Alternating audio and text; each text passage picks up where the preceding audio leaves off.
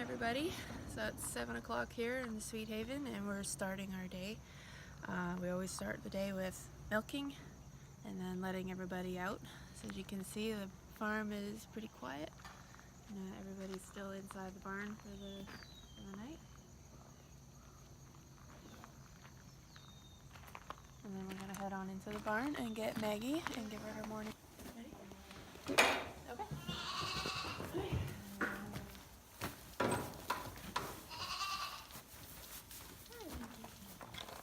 Low battery. Yeah. Need to get the gate. Okay, so we've had the little guys separated overnight. Hi, baby. Yeah, yeah. And we've got Maggie over here with the mountain goat. Come on, Meg.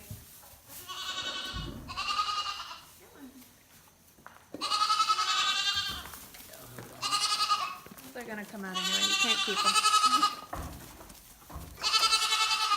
My animal place. Come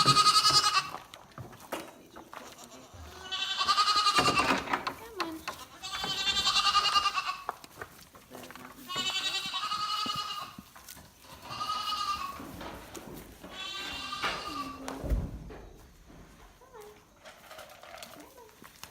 Oh, man.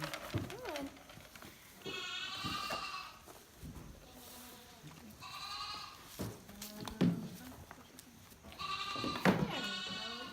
Girl today.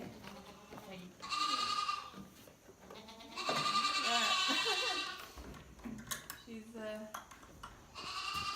since we moved up to the barn, she hasn't been too happy with the new arrangement, so she's not always happy to milk. So I start off with my hot water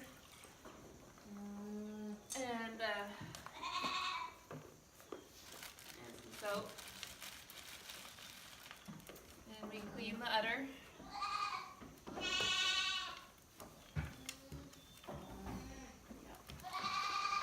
And dry.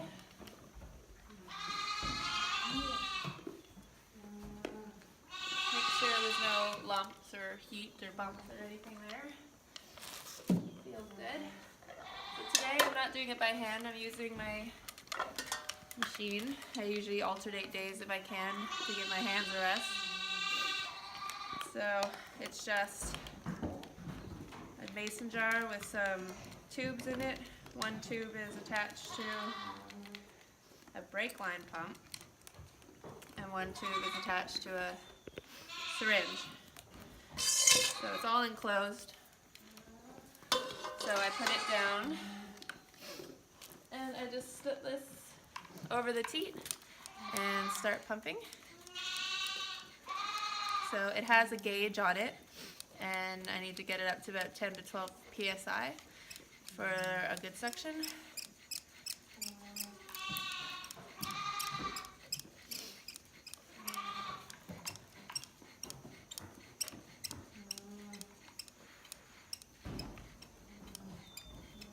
There we go. And then you can see the milk starts running down. And it just fills up the bottle there. So it's quicker, it's a little less work on your hands. And I don't need to use the hobbles for this. So usually if I'm doing it by hand, I have to tie her feet back so that she's not jumping and kicking and stepping in the milk and stuff. Yeah, so the PSI, we got to make sure we have enough PSI so that it will actually create a suction enough to draw out the milk, but also so that we don't have too much suction that it will damage her teat. So I just keep it 10 to 12 and I just let it go until the milk runs out. We give it a bit of a massage when the flow starts stopping. See if we can get a bit more out of there.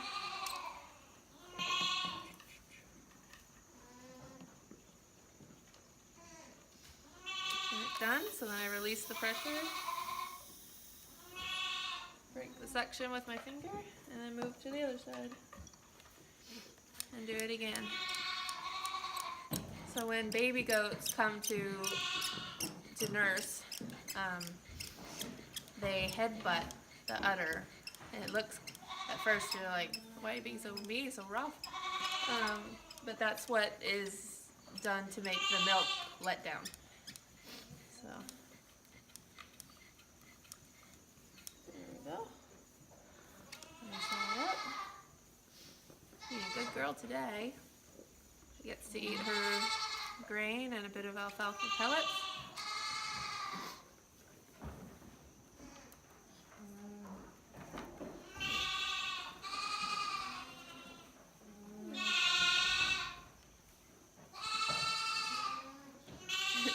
You can hear the babies, of course.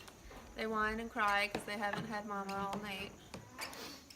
And they're waiting for their turn.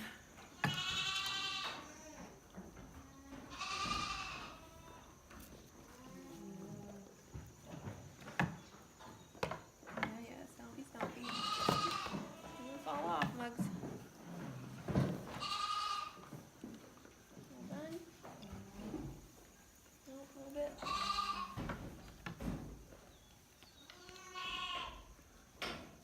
Maggie's not actually a milking goat. Like, not a milking breed. She's a pygmy, as far as we can tell. So you don't get as much from her as we will next year from the Alpines.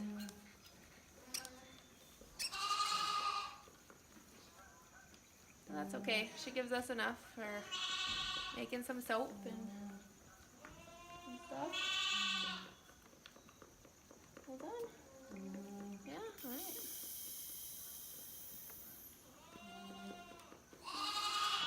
Yeah, there we go.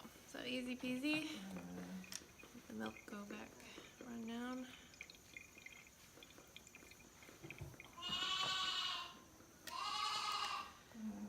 Alright.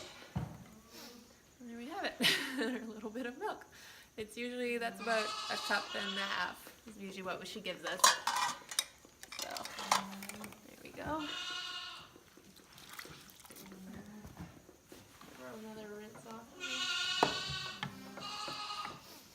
And then we send her back with the monkeys. Alright. Let's go. You can come and see how happy they are when Moment's back.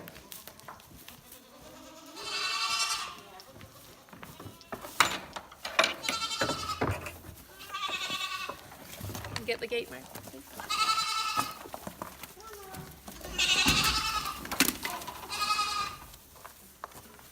Alright.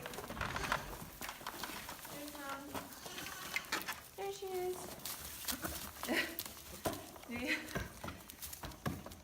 Poor Maggie, everyone just wants your milk, huh?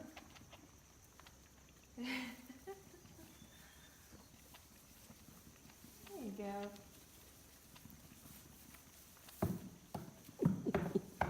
Tail. I know.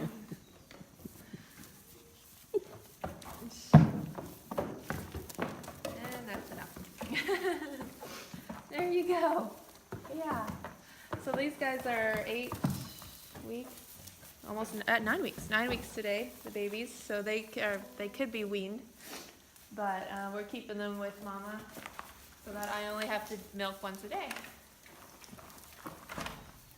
So because of that, they needed to be castrated last week because they're old enough now to cause some trouble. So that was an adventure in itself, but so far I think they seem to be doing good. So yeah, so that's our morning milking routine. So after milking, Mark comes in and I'm usually out putting out the rest of the critters and doing the rest of the chores, and Mark comes in and strains the milk. So pretty easy setup. We just put a mason jar or a mug or something, depending on how much milk we have. Coffee filter, just one of the fits over the top of any of those. Then you grab the milk. Fresh out of Maggie a few minutes ago. And you simply strain that through the coffee strainer. There's a few different kinds. I think eventually I'm just gonna get like the thin mesh stainless steel type. But we use the the paper ones for now. It works fine. Usually when it gets to the bottom, it starts getting a little clogged up and you have to kind of push the rest through.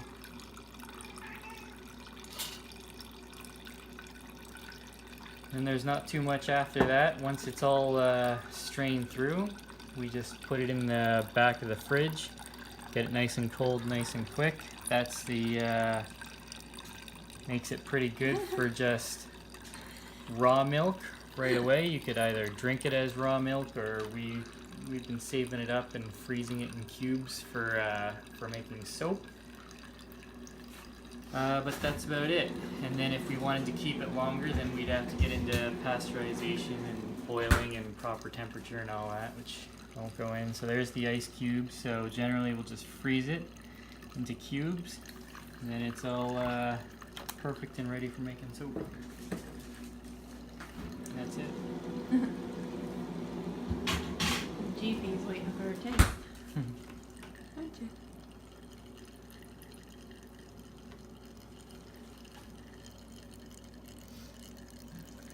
We strain it in case there's some hair or debris or anything that gets caught in it. So with the little machine I use, it's usually pretty clean because it's all an enclosed system. There's not any way for any dirt and stuff to get into it. But when you're dealing with an open bucket or something, then usually there's some hair and stuff in it as well.